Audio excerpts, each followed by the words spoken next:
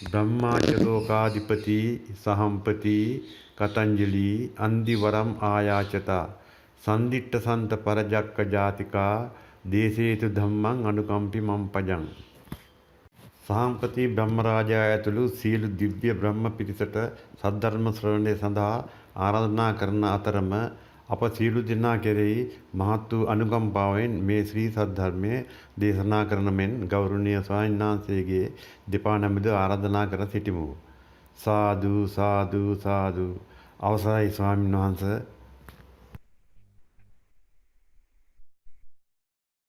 නමෝ තස්ස භගවතු වරහතෝ සම්මා සම්බුද්දස්ස. නමෝ තස්ස භගවතු වරහතෝ සම්මා සම්බුද්දස්ස. නමෝ තස්ස භගවතු වරහතෝ සම්මා සම්බුද්දස්ස. බුද්ධං ධම්මං සංඝං නමස්සාමි. බුද්ධංගෝ සති සංඝාතෝ ධම්මානං විචයේ තථා විරියම්පි තිපස්සති බුද්ධංගා තතථා පරේ. සමාධිපෙක්ඛ බොජ්ජංගා සත්තේතේ සබ්බ දස්සිනා මුනිනා සම්මදක්ඛාතා භාවිතා බහුලේ සතා සංවත්තන්ති අභිඤ්ඤාය නිබ්බානස්සච බෝධියාති.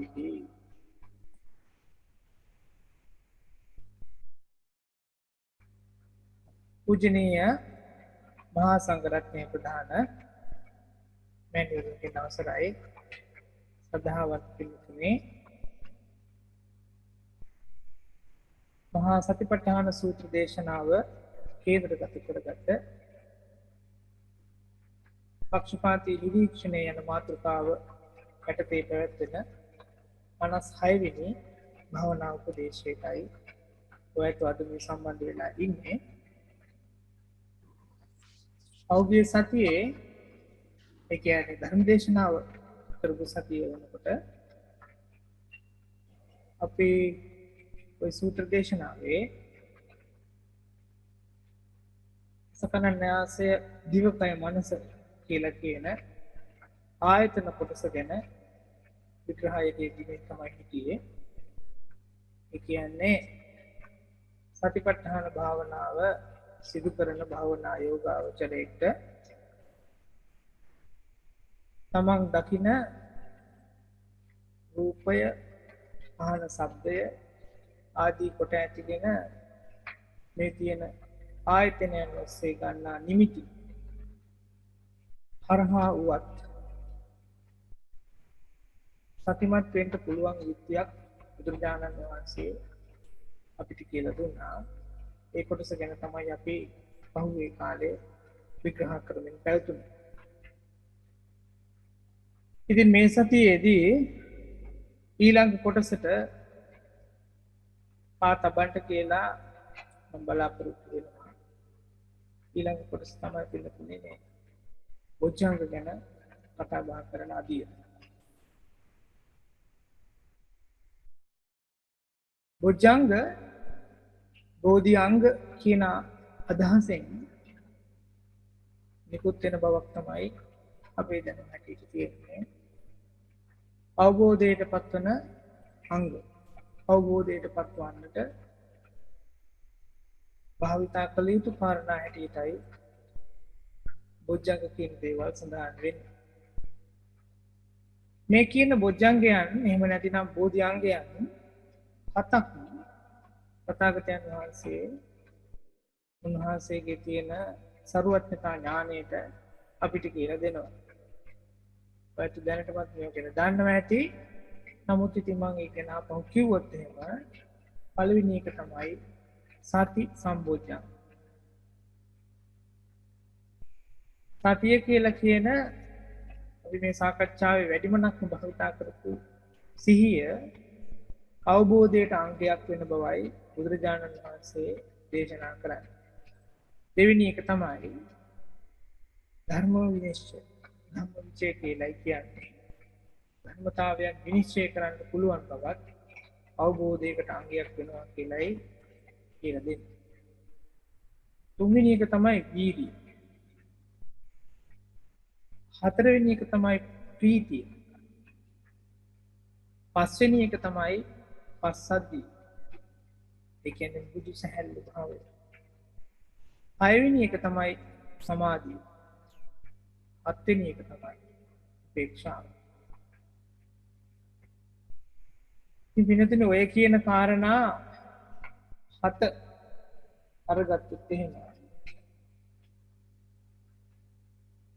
අපි අපේ භාවනාවේදී යම් යම් අවදීන් වල යම් යම් අවස්ථාවල ඔය කියන ස්තරයන් වලට අපේ හිත පැමිණ වෙනවා.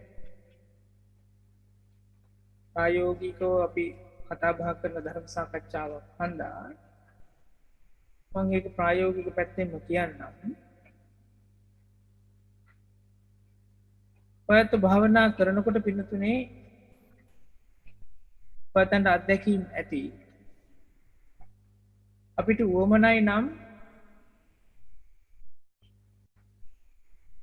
ආශ්වාසයක අපිට ආශ්වාසයක් දිහා බලන්න පුළුවන් කමක් තියෙනකොට අපිට උවමනයි නම් හුදෙක් ඒ ආශ්වාසය දිහා බලාගෙන විතරක් ඉන්න.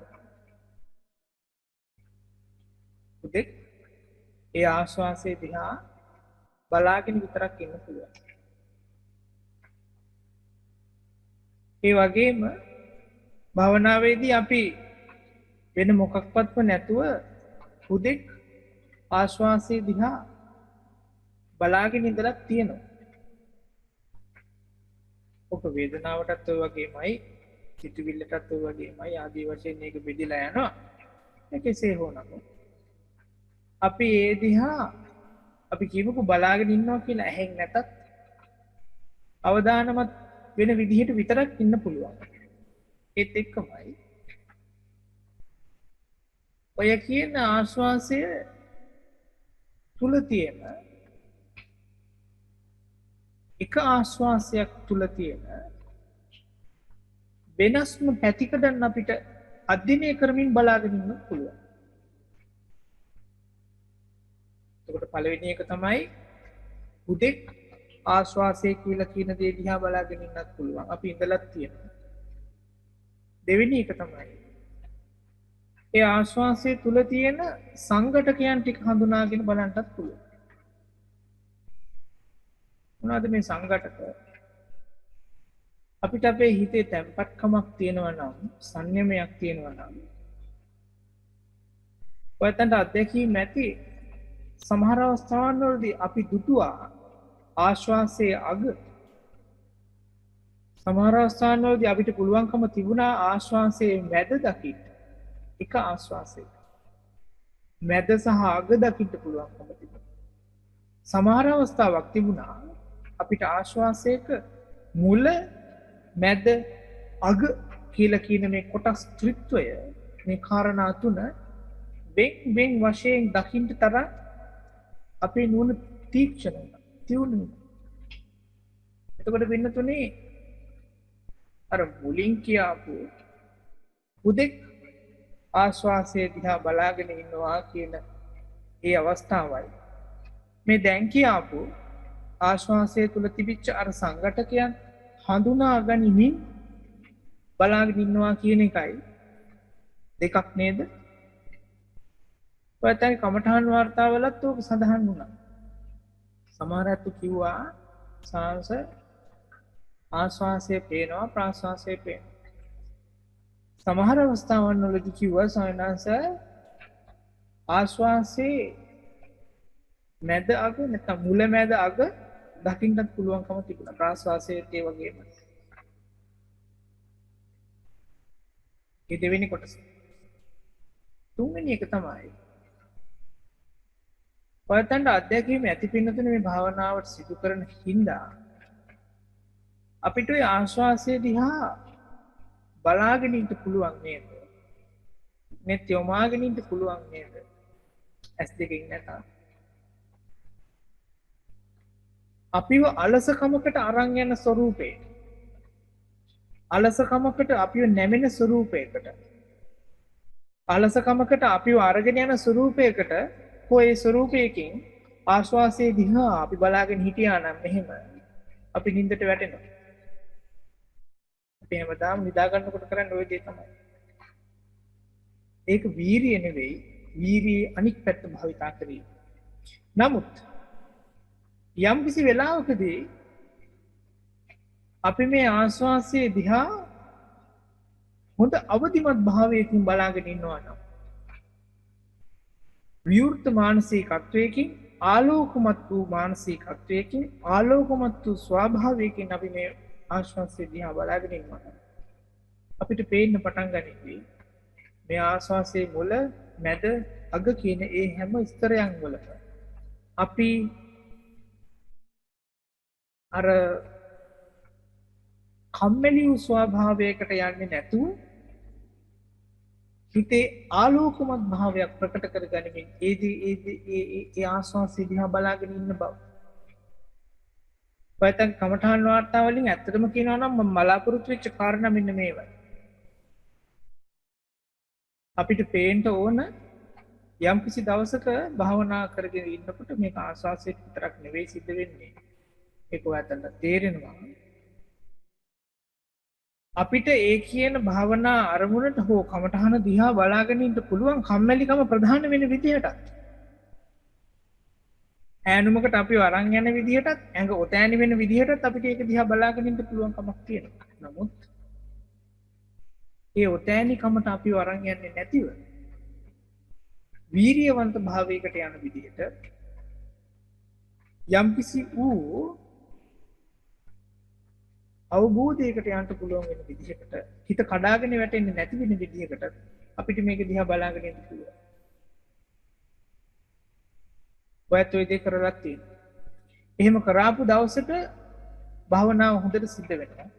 අපිටම තේරෙනවා සමහර නැත්තන්ගේ කමඨාන් වාර්තාවල උනත් කියනවා ස්වාමීන් වහන්සේ භාවනාව හරිම සන්තෝෂදායකයි. අට හරි ප්‍රීතියක් තිබුණා. පච්චිත පීති නිරාමසම අපට මේ වගේ හොඳ ශක්තිවන්ත හිතක් එක්ක අපි භවනාව කරගෙන යනකොට ඔයයන්ට දැනෙලා තියෙනවා ඒ කියන වීරියවන්ත භාවය තුලම රැඳිලා අපි ඉන්න උනහම ඇති වෙනවා ප්‍රීතියක්. මේක චෛතසික දෙයක්. මේ මානසිකව ඇති වෙන සැහැල්ලු බවක් තියෙනවා. මානසිකව ඇති වෙන සැහැල්ලු භාවයට වඩා මේක ප්‍රීතියක්. මහා මානසිකව ඇති වෙන උද්දීපනයක් අපිට දැනගන්න ලැබෙනවා. ඒක සමහරක් වෙලාවට මුළු ශරීරයේ සිසාරාමයන්ටත් පුළුවන්. ඔයත්ගේ භාවනා කමඨාන් වල ඕක ගැන කියනවා. ප්‍රීතිය මට දැනෙනවා ස්වාමීන් වහන්සේ. කාලයක් තිස්සේ භාවනාව ප්‍රගුණ කරගෙන පුරුදු කරගෙන යනකොට ඔය කියන ප්‍රීති මට්ටමට එන්න අපේ හිත පුරුදු වුණොත් එහෙම වුණොත් ඉන්නතුනේ ඒ කියන ප්‍රීතිය හන්දා ඇතිවෙච්ච ඒ ආරෝපණය අපිට පුළුවන්කමක් හම්බ වෙනවා ශරීරයට පතුරවා ගන්න. කය සැහැල්ලු කර ගන්නට අවස්ථාවක් හම්බ වෙනවා. ඔයත් මේ තැන් වලට පැමිණිලා තියෙන භාවනාව තුල කමඨාන් වාර්තා අරගෙන බලන්න.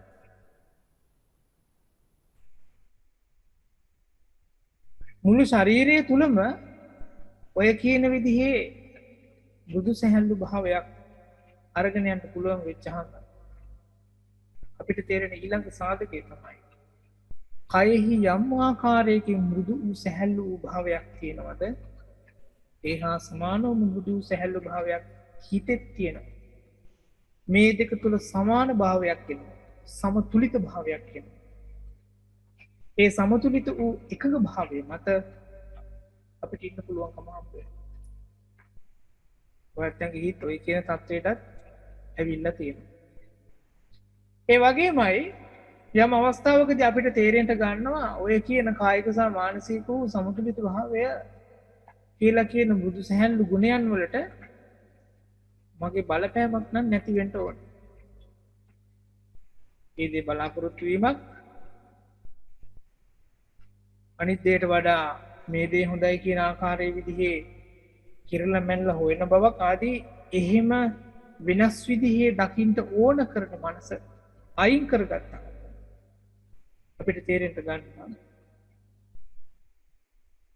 මේ කියන මෘදු සැහැල්ලු ගුණයට හෝ වීරියට ප්‍රීතියට හෝ ධම්මවිචයට හෝ සිහියට හෝ කියන මේ කාරණාව කොටම අයිති වෙන්නෙත් නැති නැත්තේත් නැති විදිහේ අපි නිශ්චල වූ ස්වභාවයකට අපේ හිත පරිවර්තනය කර ගන්නවා කියලා. ඔයත් දැන් කමඨාන් වාර්තාවල මං කියාපු වචනයෙන් ඕක නැති වුණාට ඕක තියෙනවා. ඕක තියෙනවා. එතකොට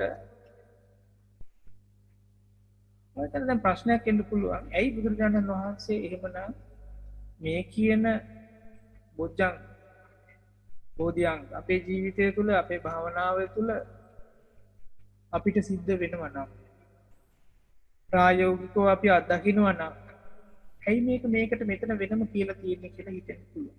අනිවාර්යෙන් හිතෙන්නත් ඕන. ඒකට හේතුව තමයි පිටුනේ එක භාවනා වාරයක් තුලදී අපි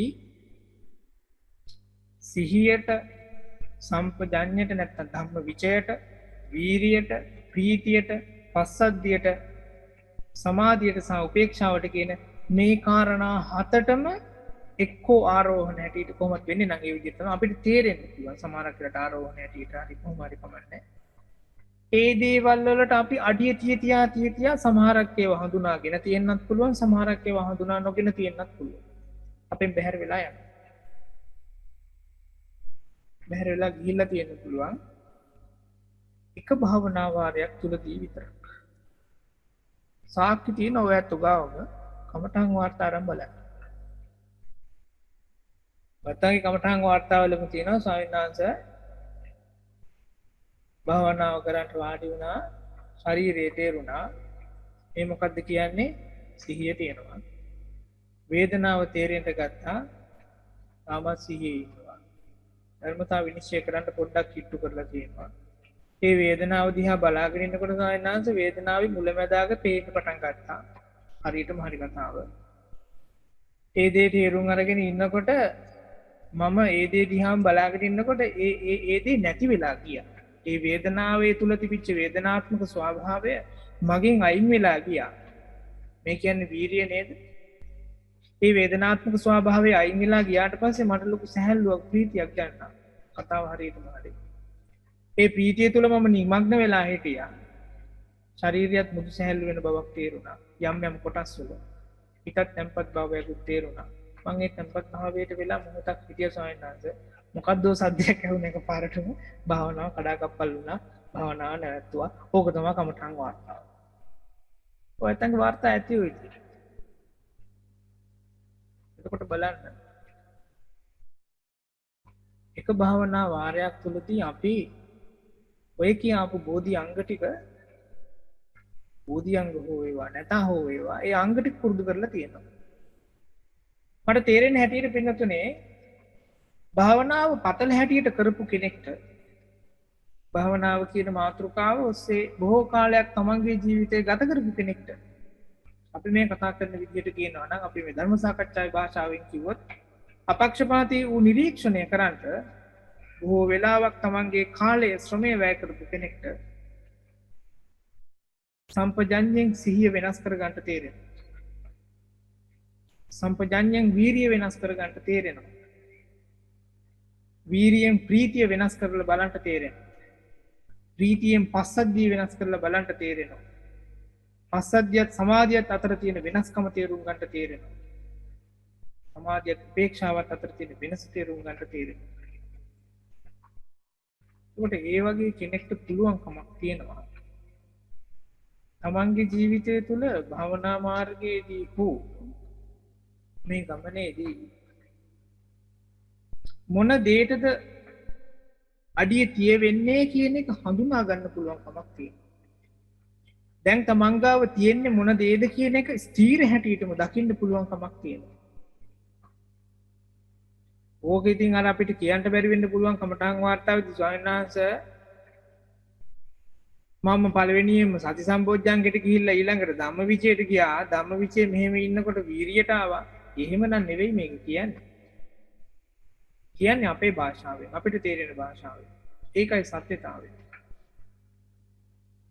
ඒ අපිට තේරෙන අපේ භාෂාවෙන් කියනකොට අපි කියාවි මේ බොජ්ජංග වල ලක්ෂණයන් ටික එකිනෙකට එකතු කරලා නමුත් අපි භාවනාවට පතල වුණාට පස්සේ පිළිතුනේ අපිට උවමනයි නම් සිහිය කියලා කියන ඒ ස්තරය තුල විතරක් නතර වෙලා ඉන්න පුළුවන් කමක් තියෙනවා.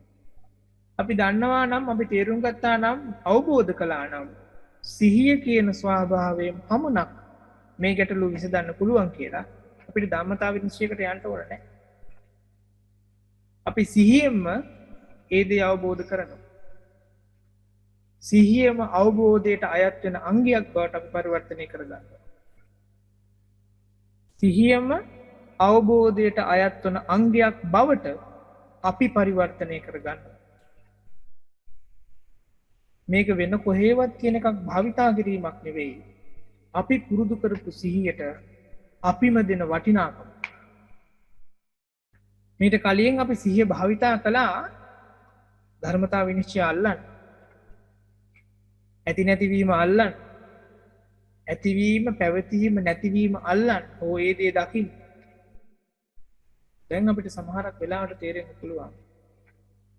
අපි අර විදිහට හොයාගෙන ගිය එකත් හඹා යෑමක් වගේ නේද කියලා. දැන් අපිට අවස්ථාවක් එනවා පිනතුනේ. සිහිය තුල විතරක් නතර වෙලා සිහියෙන් විතරක් මේ දේ අවබෝධ කරගන්න පුළුවන් මට්ටමින් ඒ ප්‍රමාණය තුලින් ඒ කාරණාව නතර කරලා දාන්න. නමුත් යම්කිසි කාරණා තියෙන්න පුළුවන් සිහියට එහා යන්න වෙන්න.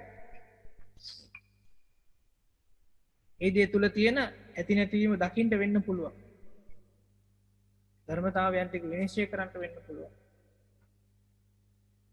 එතකොට කාලයක් තිස්සේ භාවනාව වඩාපු කෙනාට භාවනා යෝගාවචරයට තේරෙනවා සිහියෙන් විතරක් මේක කරලා බෑ. මේකට සම්පජාඤ්ඤය තියෙන්න ඕන. මේකට සිහි නුවණ තියෙන්න ඕන. මේකට ධර්මතාවයේ විනිශ්චය කරන යෝනිසෝ මනසිකාරය තියෙන්න ඕන කියලා. මම උදාහරණයක් කියන්නම්. මේක තායිලන්තේ හිටපු කාලේ මට මතක නැහැ කවුද කිව්වේ කියලා. ලොකු හාමුදුරුවෝ කෙනෙක් මේක කිව්වේ. ඒක භාවනා කරන කෙනෙක් ධර්මශාලාවේ ඉඳලා මම වත්තට කිව්වද මතක නැහැ මේ කතාව. කියන්නත් ඇති භාගත. මේ වෙලාවේ ලොකු අදහසක් එනවා. ඒකින් දාපව කියනවා. මම දැන් ඔක්කොම කතා ඇත්තම කියනවා නම් කියලායි තියෙන්නේ. දැන් කියන්න දෙයක් නෑ අලුත්. ධර්මශාලාවේ ඉඳලා භාවනා කර කර සිහිය පුරුදු කර කර ඉඳලා මෙයාට එකපාරම සිටිවිල්ලක් එනවලු තේ ටිකක් බොන්න ඕන කියලා. මෙයා සිහියෙන්ම නැගිටිනවා. සිහියෙන්ම නැගිටලා සිහියෙන්ම අඩිය තියතේ ඉස්සරහට යනවා. සිහියෙන්ම හැරෙනවා. සිහියෙන්ම හැරලා දොර අරිනවා. ජරබරාංගල දොර ඇරෙනවා. දොරනුත් එහාට යනවා. තේ තියෙන තැනටත් යනවා. තේ හදන තැනටත් යනවා. එතන තියෙනවලු මොකක් හරි මැෂින් එකක් කරන්ට් එකට ගහපු එකක්. එක ස්විච් එකක් ඔබනකොට උණු වතුර එනවා. තව එකක් ඔබනකොට ඇල් වතුර එනවා. ඔයත් දන්නවා ඇති මේ කියන්නේ මොකක් ගැනද කියලා. මෙයා මොකද කරා කියන්නේ? යටට අත තියලා ස්විච් එකක් නෑ අත තියෙන එකත් බොහොම සිහියෙන් කරාලු.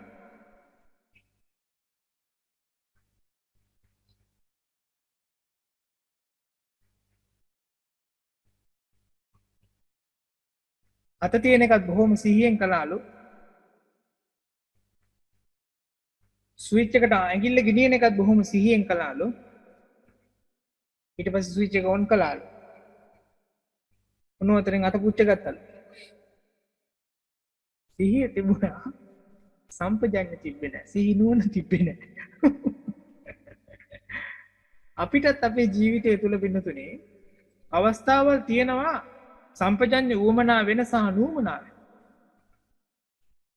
ඇවිදින්න කරන්න ඇත්තටම ඇති නැතිවීමක් වොන්න නොවෙන්නත් පුළුවන්. නමුත් අර කියාපු විදිහේ ස්තරයකට යන්න අවස්ථාවකට යන්න සිහි නුවණක් වොන්න වෙන්නත් පුළුවන්. ඒ වගේම තමයි අපි භාවනාව කරගෙන යනකොට අපිට හම්බ වේවි අපිට මුණ ගැසේවි යම් කිසි ඌ කොටස් තියෙනවා සිහිය කියන ප්‍රමාණය තුල තිබ්බහම ප්‍රමාණවත් අපිම අවබෝධ කරાવી සිහිය තිබුණාම මේ සිහිය කියන සීමාව තුල හිටපුවාම මේ ප්‍රමාණයෙන් විතරක් මේ ප්‍රශ්නය සම්පූර්ණයෙන්ම සමතයක් කරගන්න පුළුවන් වෙන බවක් තියෙනවා කියලා. පාරේ යනකොට වාහනයක් ඔයගොල්ලෝ පදවාගෙන යනවා නම් ඇති නැතිවීමක් බලන්න බෑනේ අතට. මේ වාහනේ එනවා ඒක ඇති වුණා පැවතුණා නැති වුණා ඔබ බලන්න බෑනේ. නමුත් හොඳ 100කින් යන්න පුළුවන්. මං ඒ වගේ සිද්ධියක් මේකෙන් මේ කියන්නේ. ඒ වගේමයි පින්නතුනේ සමහර අවස්ථා තියෙන්න පුළුවන් සමහර කාරණා ප්‍රායෝගිකව අර ඉස්සෙල්ලා කිව්වා වගේ ධර්මතා විනිශ්චය තිබුණා වුණාට ඒ ධර්මතා විනිශ්චය තුළ තියෙන ඇති නැතිවීම හුදෙක් දකින්න එක විතරක්ම ප්‍රමාණවත් නොවෙන්න පුළුවන්. ඒක අපේ හිතට ඒකාකාර වුණොත් එහෙම අපේ හිතේ ඒක දේ ප්‍රතික්ෂේප කළ දාන්න පටන් ගන්නවා. ඒක සාමාන්‍ය හිතක තියෙන සාමාන්‍ය ස්වභාවය. අන්න ඒ වගේ වෙලාවට අපිටම අවස්ථාවක් එන්න ඕන. අපිම තේරුම් ගන්න ඕන. මේ ක්‍රියන ධර්මතා විනිශ්චය මම ආලෝකමත් භාවයකට කරන්න ඕන. අවදිමත් භාවයකට සිදු කරන්න ඕන. අවදිමත් භාවයකින් දකින්න ඕන. ආලෝකමත් භාවයකින් දකින්න ඕන කියලා අදහසක් නුවණක් අපිට පහළ වෙන්න ඕන. එතකොට අපි ඒ අවස්ථාව තුළ තියෙන ඒ වටපිටාවෙන් ඥානවන්ත භාවයට පත් උනේ අර ධර්මතාවයන් ටික විනිශ්චය කරපු හින්දාම නෙවෙයි. ඒ ධර්මතා ටික විනිශ්චය කරන්න වීරිය ඇඳාගත්ත හින්දා. ඔය වගේමයි සමහර අවස්ථා තියෙනවා කෙනෙකුට අපි කතා බහේදී වුණත් කමක් නැහැ ප්‍රායෝගික අවස්ථාවක් ගත්තොත් එහෙම ඔය බොහොම දුක්සහගත විදිහට ජීවත් වෙන හෝ කතා බහ කරන වැඩ කටයුතු කරන අවස්ථා තියෙනවා. ඒ දුකම ආරෝපණය කරගෙන වැඩ කටයුතු කරන අවස්ථාවක් තියෙනවා. භාවනාවේදීත් ඔය වගේමයි. නමුත් සිහියත් එක්ක දියුණු වෙන්න හිතක් තියෙන කෙනෙක්ට ප්‍රීතිය කියන එක ඇති වෙනවා නම් ඒ ප්‍රීතිය කියන එක ඇති වෙන්නේ අංශු මාත්‍ර මොහොතක් හෝ මේ කියන සිහිය තුළ ඉන්න හින්දා. සිතුවිල්ල දුවනවා වෙන්න පුළුවන්. හිතට කරදර ගොඩයි වෙන්න පුළුවන්. ඇඟ රිදෙනවා වෙන්න පුළුවන්. ඇඟ මුදුයි වෙන්න පුළුවන්. මොකක් වුණත් කමන්නේ මේ මොහොත තුළ මොහොතක් ඉන්නවා කියලා යාට අදහසක් තියෙනවා නම් ඒක ප්‍රීතියක් තමයි. ශාරීරිකව දුක තියෙන්න පුළුවන්. චෛතසිකව සිතුවිලි දුවන හින්දා ඒ සිතුවිල්ලෙනුත් කරදර වෙන්නත් පුළුවන්. නමුත් ඒ දේ දිහා අපක්ෂපාතී වූ විදිහට නිරීක්ෂණය කරනවා නම් නිරපේක්ෂ විදිහට පරීක්ෂාව සිදු කරනවා නම් තථාගතයන් වහන්සේගේ විමුක්තියේ කලාව අපිට හම් වෙලා තියෙනවා. ඒ මොහොත තුළ අපි ප්‍රීතිමත්. අපි සංසිඳිලා පිළිගන්න. අපි සංසිඳිලා. අපිට අරැදිල්ලක් නැහැ, ඌමනාකමක් නැහැ. කරන්න ඕන කියලා බලාපොරොත්තුවක් නැහැ. ඔය ප්‍රීතිය දැනගෙන අපි ඉඳලා තියෙනවා භාවනාව තුළ. තථාගතයන් වහන්සේගේ උපදේශය තමයි එතකොට මේ කියන ප්‍රීතිය ගොනු කරගෙන ඉන්න. එහෙම නැතිනම් ඒ ප්‍රීතිය තුලින් තමයි මේ මොහොත තුලදී ඒ සැනසීම නිදහස නිවීම කියන දේ භුක්ති විඳින්න පුළුවන්කම හම්බ වෙන්නේ කියන එක අවබෝධ කරගන්න කියලා අපිට කියලා දෙනවා.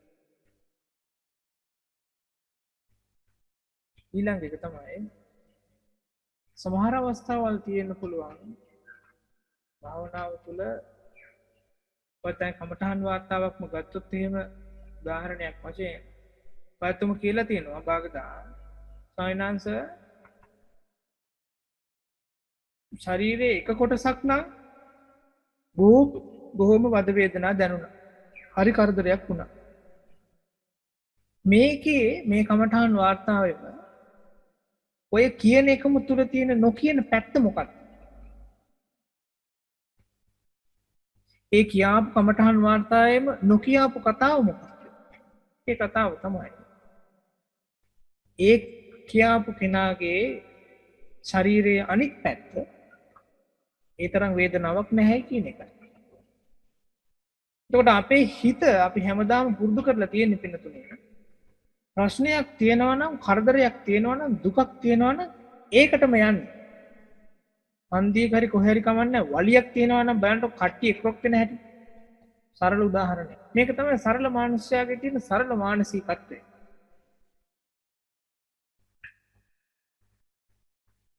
ධර්මයේ උගන්වන්නේ කොහොමද? මෘදු සහැල්ලු ගුණයට කිට්ටු වෙන්න කියලා කියනවා. සමහර අවස්ථාවන් වලදී භාවනාව කරගෙන යනකොට අපි සිහියෙන් හිටියත් වීරිය තිබුණත් ප්‍රීතියක් තිබුණත් ධර්මතා විනිශ්චය කළත් ඇත්තටම භාවනාව ඉදිරියට කරගෙන යන්න හෝ ඒ අවස්ථාව සමතුලිතය කරගන්න අපිට අවස්ථාවක් නැති වෙන්න පුළුවන්.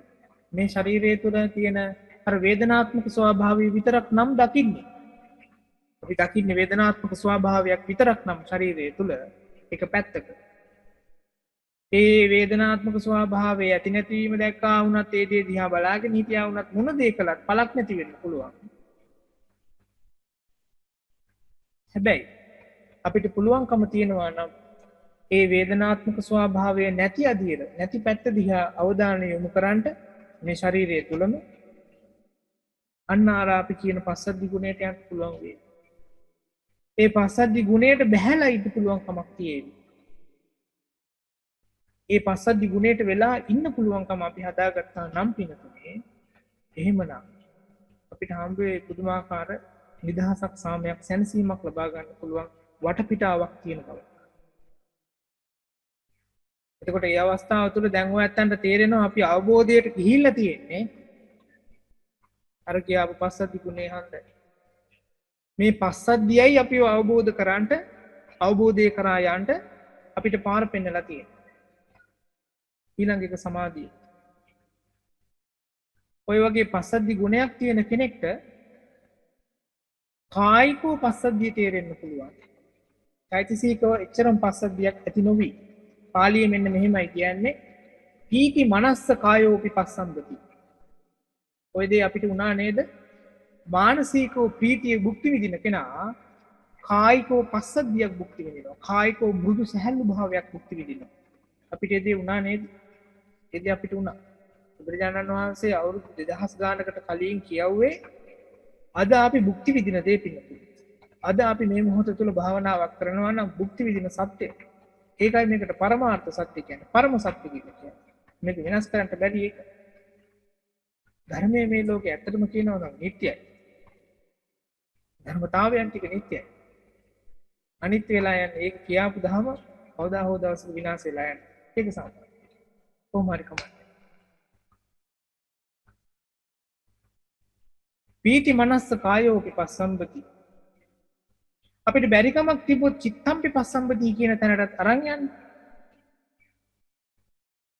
එයා ඇත්තටම එතකොට සමාහිත වෙලා නෙවෙයි ඉන්නේ. නමුත් කය සැහැල්ලු වෙච්ච කෙනාගේ හිත සැහැල්ලු වෙන්න පටන් ගන්නවා.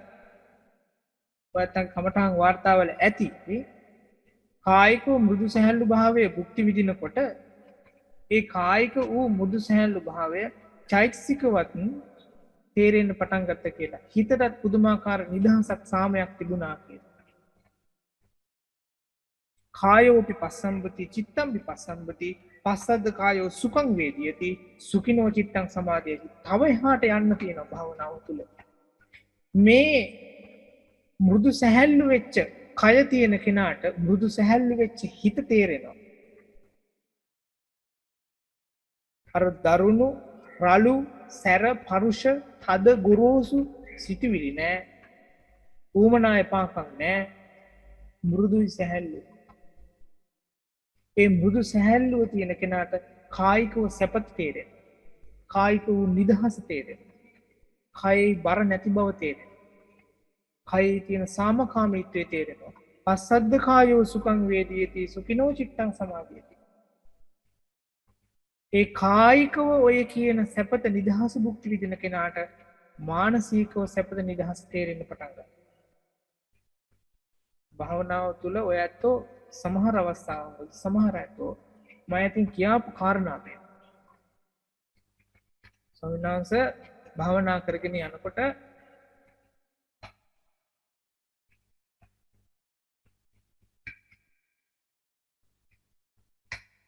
ආනාපානෙ දකින්න උනහම ඒ ආනාපානය තුලට වෙලා ඉන්න පුළුවන් කමක් තිබ්බා. ඒකේ මුලැමැදාක බලා ගන්න පුළුවන් කමක් තිබ්බා. මුලින් නම් පුළුවන් උනේ අග විතරයි. පස්සේ මම උත්සාහයෙන් බලාගෙන ඉන්නකොට උමනාවෙන් ඒ දේ දිහා යොමාගත් ඇස් තියාගෙන බලාගෙන ඉන්නකොට මට තේරෙන්න ගත්තා, පේන්න ගත්තා මේ ආනාපානය තුල ආශ්වාසය තුළ මුලක් මැදක් අගක් තියෙනවා කියලා. ඒ දේ දිහාම බලාගෙන ඉන්න මම මගේ හිතේ තැම්පත්කම හදාගත්තාම මට ඒක හරි ප්‍රීතියක්. ඒ ප්‍රීතියට ආවේ හිත ඔප්නැන් වෙච්ච හින්දා. ඒ ඔප්නැන් වෙච්ච හිතක් තියෙන කෙනාට ප්‍රීතිය තේරුණා කියලා කියනවා. ඊට පස්සේ කියනවා ස්වාමීන් වහන්සේ ශාරීරිකව සැහැල්ලු භාවයේ තේරෙන්න ගත්තා. ඒ ශාරීරික සැහැල්ලු භාවයේ තිබ්බහම ඒක හිතටත් ලොකු සැහැල්ලුවක් බව තේරුණා. පස්සේ පුදුමාකාර නිදහස් බවක් මම කායිකව භුක්ති විඳා. ඕව කියනවා නැත්තම් කමටහන් වාර්තාව තිබිලා තියෙනවා. ඒ නිදහස භුක්ති විඳිච්ච කායික ස්වභාවය තියෙනවා නම් ඒ බව හිතට ගියාම බුදුරජාණන් වහන්සේගේ ධර්ම තමයි සුඛිනෝ චිත්තං සමාධියති. ඒ වගේ නිදහස් වූ හිතක් තියෙන ඇත්තෙක් ඒ හිතක් සමාධිමත් භාවයට පත් වෙනවා, එකඟ වෙනවා. හේතුව අර ඇතුළේ නැති ඒ එකඟ වෙච්ච හිතක් තියෙන කෙනෙක්ගේ නිදහස භුක්ති විඳින්නේ එයා උපේක්ෂා සහගත විදියට හැම දෙයක් දිහාම මධ්‍යස්ථ වූ මතධාරීත්වයෙන් බලන් ඉගෙන ගන්න නිසායි කියන්නේ. එතකොට පින්නතුනි බොජ්ජංග කියලා කියන මේ කාරණාවල් ටික ඔයත්තන්ගෙත් මගෙත් භාවනා ගමන තුළ යම් යම් අවස්ථාවන් වලදී අපි ස්පර්ශ කරලා තියෙනවා. අපි ස්පර්ශ කරලා තියෙනවා. හඳුනාගත්තේ නැහැ අපිව අවබෝධයට අරගෙන ගියාපු අංගය මොකක්ද කියලා. මම එහෙම කිව්වොත් තේරෙයි.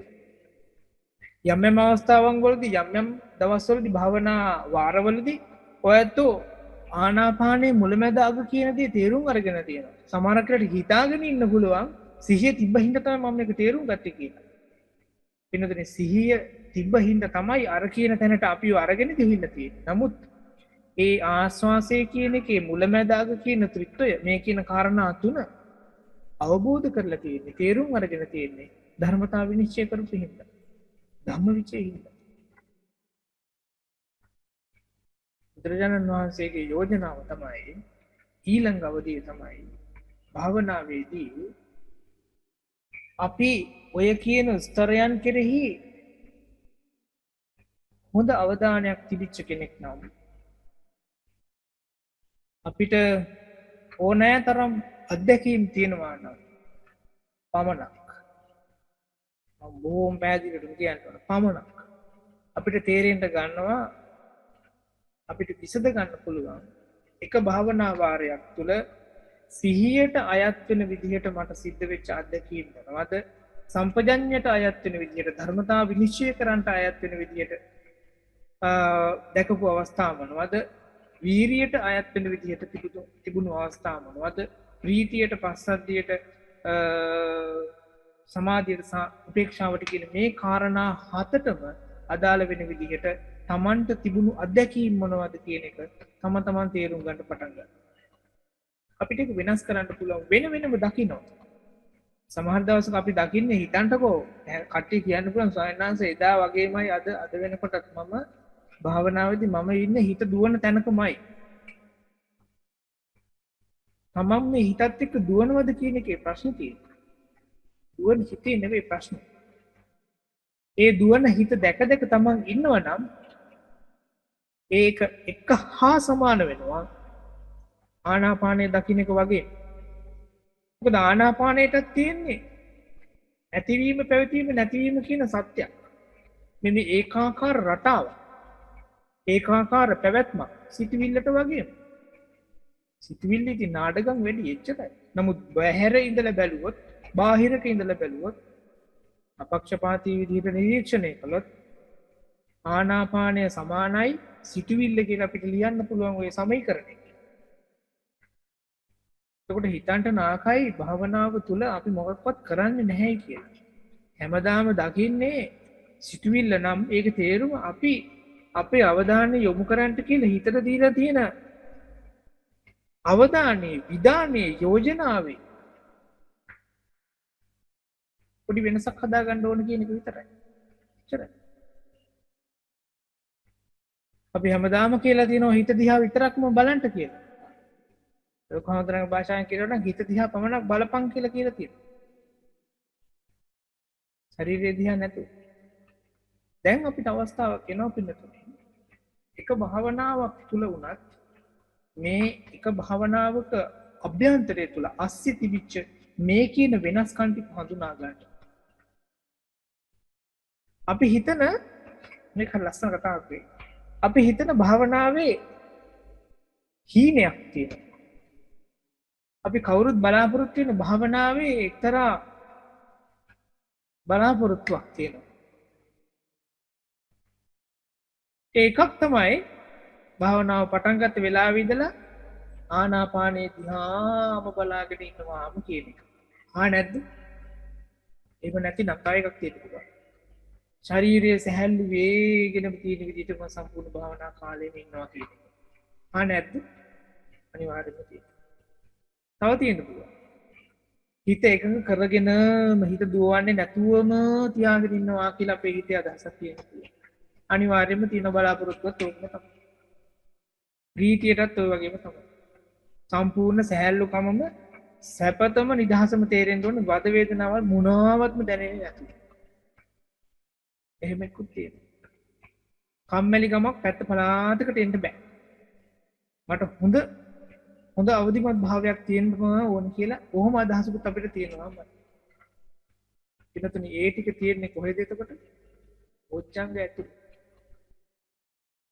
අපි භාවනාව තුළ ඔය කියන අපේ බලාපොරොත්තුවට අභිමතාර්ථයට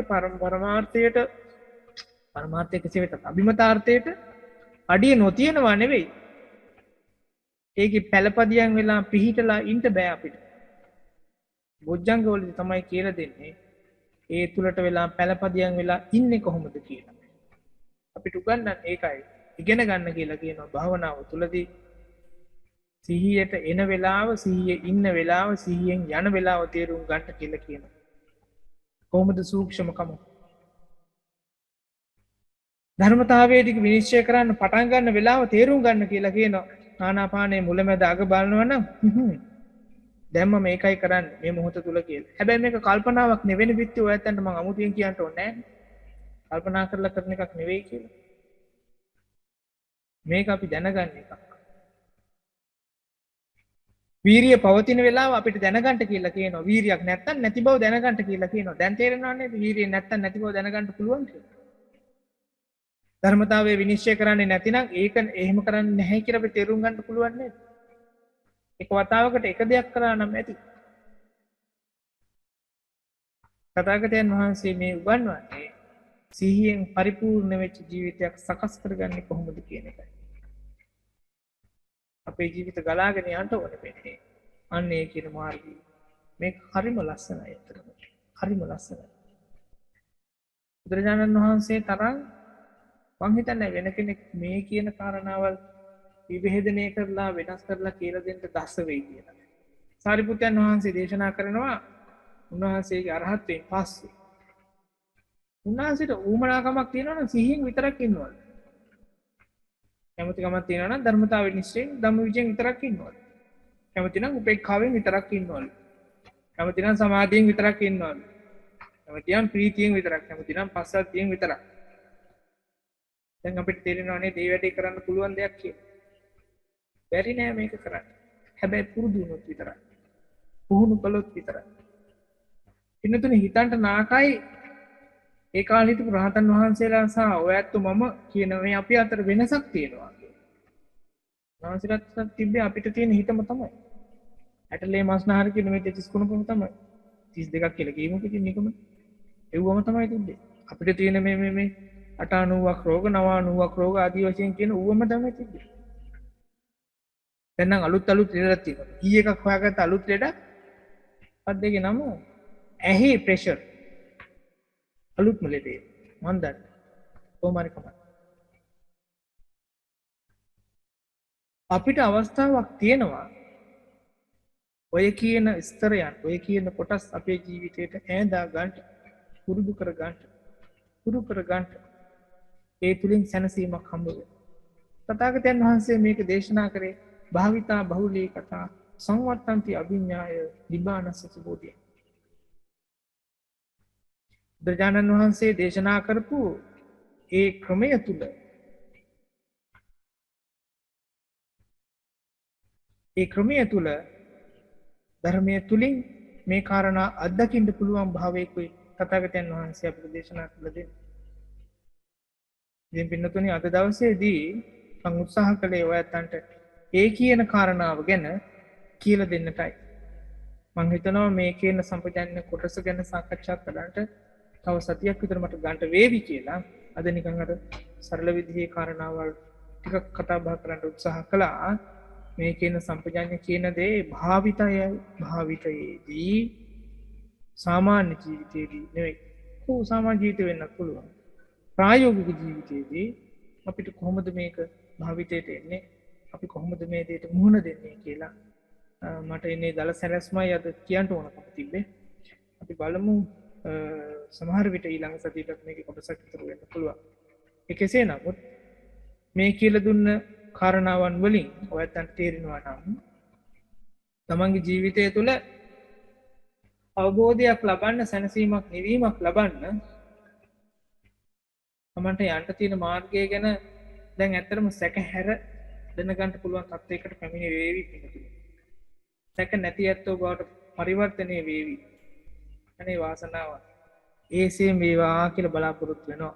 සියලු දෙනාටම තිරුවන් සරණයි.